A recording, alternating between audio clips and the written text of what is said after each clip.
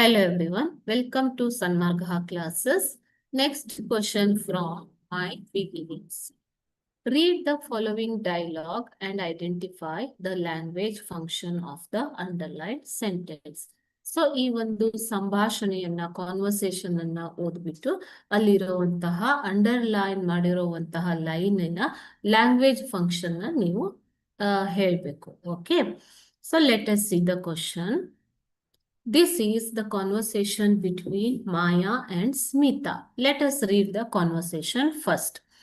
Maya tells, your presentation was clear, confident, and really inspiring. Your presentation was clear, confident, and really inspiring.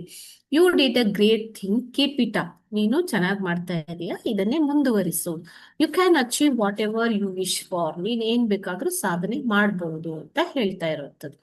Then Smita says, thanks Maya, that means a lot to me. Thank you for your guidance, kindness and support. Okay, this is the conversation between Maya and Smita.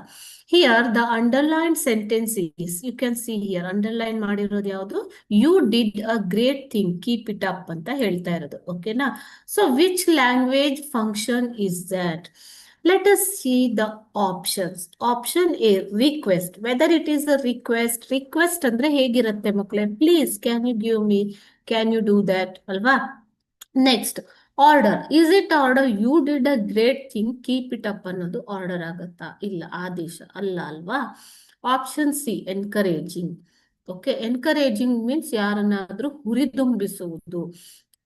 Next, D, option D, giving permission. Okay, permission ಅಂತಂದ್ರೆ ಯಾವ್ದು ಅನುಮತಿ ಕೊಡುವಂಥದ್ದು.